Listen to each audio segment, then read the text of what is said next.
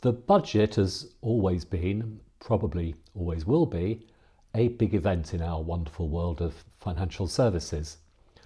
I'm using the wider term because the ripple effects of what is announced by whichever Chancellor of the Exchequer has the long or short straw at any given time can cause what, well, back in the day we used to call a tidal wave, changing not just how we advise, but what's in our tool bag to offer our clients.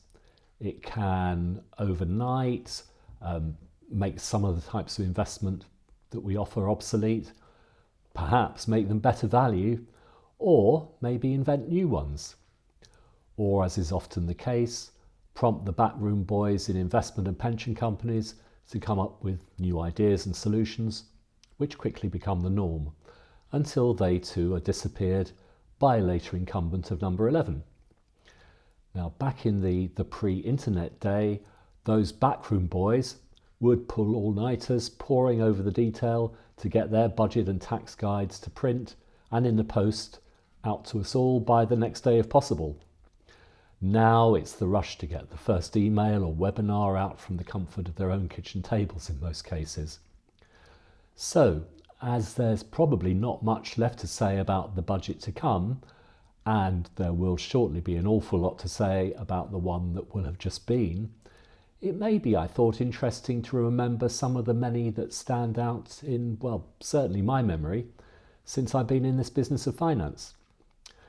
Now, one of the problems, one of many that they currently have, is that pledge not to raise income tax. They would probably have won anyway without it, wouldn't they? The basic rate of income tax has been 20% since 2008, believe it or not. But when I first started work in my pre-financial days, it was actually 33%. Not long before that, the highest rate, which is now 45%, had been up to 97%. But although rates were high, there were a lot more reliefs, things you could get your tax back on. One of those was paying premiums on life insurance policies. That went in the first budget I remember as a financial person. Everyone in life insurance companies thought their days would be numbered.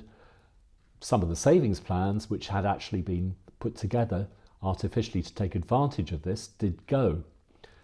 Endowments for mortgages took a little longer until another big tax relief, that on mortgage interest, went in 1989, with the unforeseen or foreseen consequence of crashing the housing market for the next few years. Here's the interesting thing. As tax rates came down, they were 25% by the time of axing mortgage tax relief, so did the various reliefs. Logical, you might think, but human nature being what it is, we notice what's taken away much more than we notice what's given. Winter fuel payments being a case in point, we never learn. Other big 80s changes were PEPs, personal equity plans, which became ISAs. They only started to make a difference as the amount you could pay in gradually went up from the original and paltry £2,400 to £6,000, then around £12,000, now £20,000. Now, I would say these tax-free plans really have made a difference and done what they set out to do, to encourage savings, most of which previously went into those life insurance plans. But it didn't change things for a number of years on that, again, noticing what's taken away more than what's given principle. The last couple of significant budgets for our business were both pension related.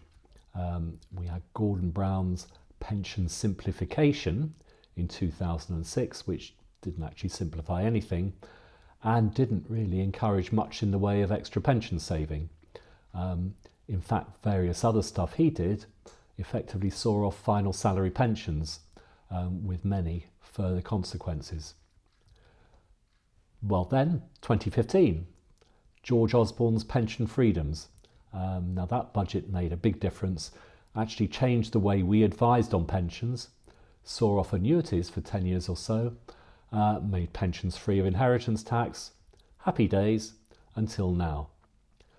And what exactly that now means, well, I guess we'll find out soon enough, in what I suspect will be the current incumbent's swan song, for better or worse.